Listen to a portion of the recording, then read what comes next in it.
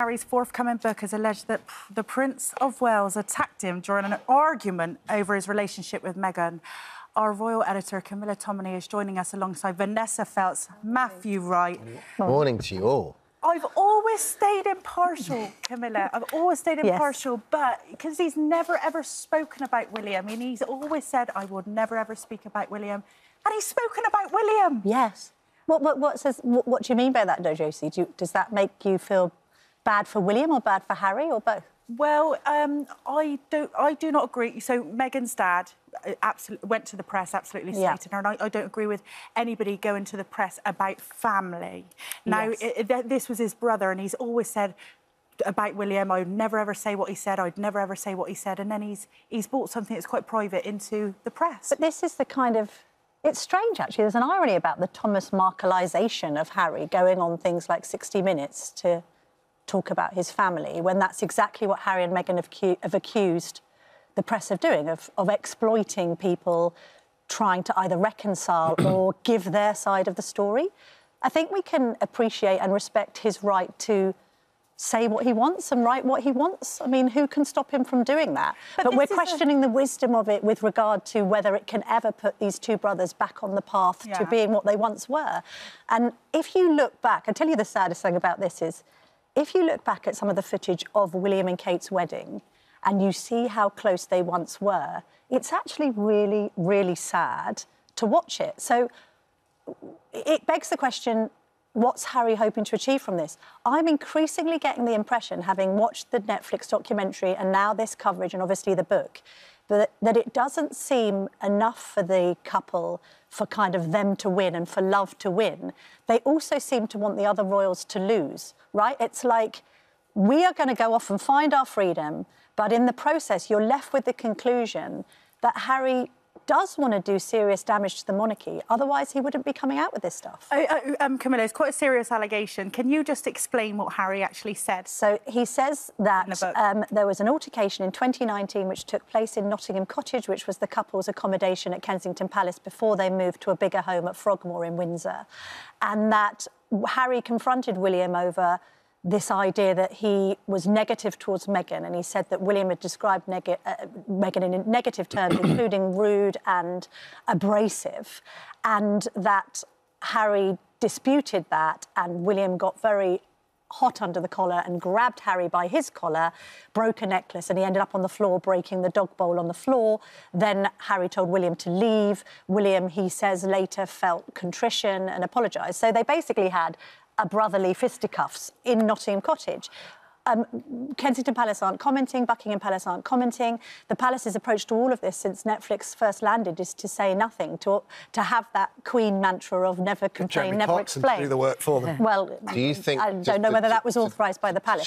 Do you think that will continue? Do you think I think that they are trying to maintain a dignified silence because they're not going to provide a running commentary to all these allegations. Sure. And even if one of these sorts of allegations came out of the middle of nowhere, right, if we had got information about, oh, I understand that Charles had a fisticuffs with X, Y or Z, they would say, we're not commenting on this, it's a private matter. But Camilla has lunch with Jeremy Clarkson, so, you know... Jeremy not me. No, not you, Queen Consort. So you think, yes, they had maintained a dignified silence, but let's not be naive. They are briefing people, they do talk to people, that's how royal stories come out. Your sources are within the royal family, so there is a briefing. Not all sources. First of all, not all sources. This is a massive misnomer that all sources emanate from the palace. The couple had a load of negative publicity after their wedding in May 2018. How many people do you think are agencies to a wedding when it's royal? You've got people involved in every aspect of that wedding that could say anything to any member of the media. Point one. Second of all, what's the suggestion, Matt, that Camilla said to Jeremy Clarkson, I think you should write this about Meghan? You just said they maintained a dignified silence. Decide I think it's what quite they want naive to that the Queen Consort would meet Jeremy Clarkson, who writes for The Sun, and think that they maintain a dignified silence. But are you saying... That's a bit of a leap, short. And also, Jeremy Clarkson doesn't take direction from anyone. I don't know. If you think Jeremy Clarkson write this article, he wouldn't do it. But am I the only person here who thinks that all of this is so skewed and weird because we're talking now about fisticuffs, you know, violent altercation, you know, William grabs Harry and rips off his necklace, Harry breaks the dog bowl. Oh, my gosh, serious. But think back to everyone's Christmas. You know, as soon as you you go back home to your family, you start to behave like you did when you were 12, 6 and 3. You know you do. Everybody reverts to childhood. How many people, I'm not saying got into a really deep punch-up and violently attacked relatives, but, you know, who didn't just your sister over the Christmas thing or, you know, grab a present and give a bit of a kick? But then how many people put it in a book? That's what I mean. What I'm saying is the fact that it's in a book and the fact that it's got all this very, very serious attention all over the world and will continue to get it, don't you think it makes it seem serious when really it's the kind of thing that in most families you wouldn't even remember? I mean, you know, you wouldn't say in 10 years old, remember that time, you know, you pushed me and I broke the dog bowl. It's like, oh, come off it. When you're being paid $20 million for a book, then you've got to come out with this stuff. Content. And the publishers want it. And I don't know how this has ended up being leaked because the book was under, you know, close quarters. Nobody was meant to get to it until it's published next week. But I wouldn't say it's inconvenient to have this publicity around a book that the publisher is desperate to sell as many copies as they can of. We want to play the I guess, the trailer of the new interview that Harry did for ITV with Tom Bradby. And I'll get your take on this. Take a look. I don't know how staying silent is ever going to make things better. Wouldn't your brother say to you, Harry, how could you do this to me? After everything we went through, wouldn't that be what he would say? He'd probably say all sorts of different things. Some people will say, you have railed against invasions of your privacy all your life. But the accusation will be, here are you invading the privacy of your most nearest and dearest without permission. That'll be the accusation. That would be the accusation from the people that don't understand or don't want to believe that my family have been briefing the press. If you're invited to the coronation, will you come? There's a lot that can happen between now and then. But, you know, the door is always open. The ball is in their court. There's a lot to be discussed, and I really hope that they are willing to sit down and talk about it. Do you still believe in the monarchy? Yes. Do you believe you'll play a part in its future? I don't know. A lot to unpick there. Camilla, what are your thoughts? Well, I'm pleased that he's being questioned, you know, with proper journalistic integrity rather than sort of the kind of toe rub that he was given by Oprah Winfrey and others and not asking any interesting questions at all. So fair play to Bradby, and I look forward to seeing the interview. There's a contradiction in what Harry's saying, because in the book he's saying that he accused his brother of parroting the media about Meghan. But in the same breath, he's saying that his brother and his father authorised the leaking and planting of stories against Meghan. So was the media parroting the leaking and planting of stories? Which came first? You know, if there was negative sentiments towards Meghan behind Palace Gates, and this altercation does coincide and does come after this alleged bullying took place and a dossier was given to senior people at the palace, it seems to me that this was a tug of war between brothers over staff complaints, and they shared staff, and some staff said that Harry and Meghan alleged that Harry and Meghan were behaving badly. And I think that the crux of all this is that Harry felt that William sided with the staff against his wife. But then don't we all recognise that, and particularly you, Vanessa, you know, because of your agony aunt status, it can be problematic when wives or husbands marry in and change the sibling dynamic. Of course it can. It almost always is. It almost always is. And you have to tread incredibly carefully not to offend a newly engaged sibling, you know, who brings home their proud trophy, you know, wife-to-be or husband-to-be. And you think, what, you? He chose you? God, why? Blimey. Especially, oh, God, when you're the mother or father of the person bringing home the pain. You think, oh, God, I breastfed you for this, that you end up marrying them? Oh, my God. Obviously, suggesting that was no, I'm not saying that's exactly how I feel about both my sons-in-law, but, you know, there are, you know, but you know, who is good enough for your son or daughter? Who is good enough for your brother or sister? You know, whenever they come in, there's an adjustment period where you think, and also blimey. we know as well from other books and information that there was concern about the speed with which Harry got together with Meghan, and that William expressed concern about that, but then that was interpreted as a lack of support. Maybe there is a legitimate criticism to say that the Cambridges could have been more welcoming of Meghan, that they were kind of thinking, God, this is going at 100 miles an hour. Families. They recognised Harry was vulnerable, that he's emotionally vulnerable. He himself has said he carries a great deal of baggage from his mother's death. But how we've got to this... After the fight, which I thought the most...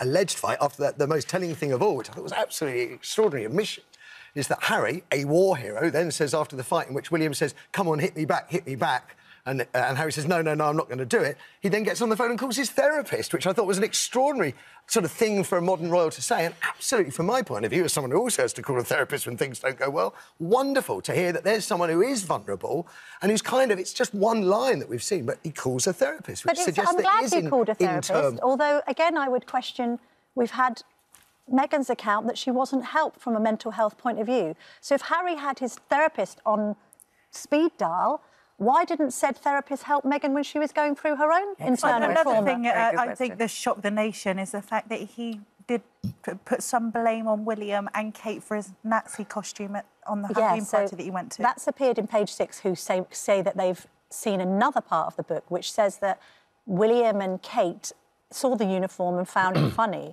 So he's almost saying, well, the Nazi uniform was their fault. But then this is the most interesting thing. This book is called Spare, and it's about one brother who knows his destiny and another brother that's had to find his way. And yet, throughout this whole thing, particularly with that uniform thing, my reflection was, you at some point are going to have to take responsibility for your own actions. Everything can't always be everyone else's fault. I totally see there are two sides to this argument, because there always is, but this insistence from the Sussexes that they are always wronged and always right doesn't strike me as fair. Camilla, this goes to my question at the start, which is if you're never going to hear anything from the palaces, then we're only ever going to get one side of this. And if we only get one side of this, what... I guess, but hang on a second. So where, but not directly. To be fair, they don't address individual stories. Exactly. This is the irony here, right? So where do we go from here? As if journalists, if William and Kate want to come and sit down with me or any other royal correspondent and say, right, this is our version of events, we would be getting out our laptops and lapping it up. It's not like anyone's sitting on anything here. We've said to the palace, are you going to say anything about this? And they've said no. And do you know what? So far, that policy hasn't stood them in bad stead, because the polling in this country is not looking good for Harry and Meghan. 44% of people now want them to be stripped of their title. So where do we go from here? Do they come back for the coronation? Well, I think they continue. If they're invited to the coronation, they'll definitely come, won't they? The royal family's reasonableness in all this makes them seem even more unreasonable as the days go on. So this policy probably is the right one. I just find the idea that you're sitting thinking the palace aren't briefing against them is just naive in the extreme. I think there's a relentless briefing going on, whether it's done directly or indirectly by the Daily Mail, assuming they won't get... Well, maybe I just have a moment. People can make their own minds up without being briefed. I've been in the news game for 30 years, and I can assure you the palace does brief against people, as you well know. I'm not saying that the palace doesn't engage in reactive briefing. So they're not maintaining a dignified silence. They're just not saying anything directly. They say it through their agents. You've referenced Jeremy Clarkson, and we could say people watching this show can form an opinion without needing to be briefed by anybody. But opinions are formed by briefs. That's what happens. But I think it's very different, though, from responding to individual detail. And the thing with Meghan and Harry, I think, is that the whole kind of Meghan and Harry experience was over such a brief period of time. How many years was it in total? 2.5 or something? You know, from her first appearance to them leaving. It was a very, very short time. So they've got to, let's face it, nitpick. They've got to be these tiny details of who cried...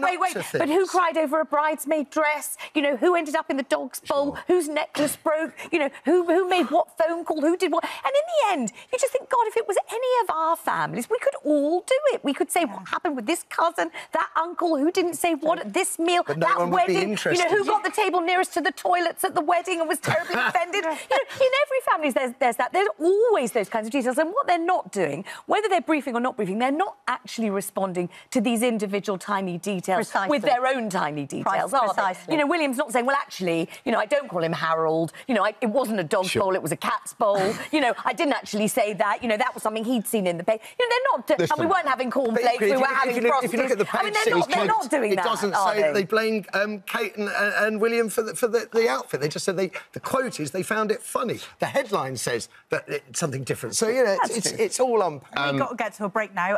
You know what to buy William and Kate for Christmas? Brand new dog bowl. Yes. Maybe the Sussexes could release their own range of unbreakable dogs. Any minute now. Any minute now. I thought we'd just go away. We'd just wrestle it away from him for a second. It's just an idea. Thanks so much, Camilla, for coming on. Appreciate it.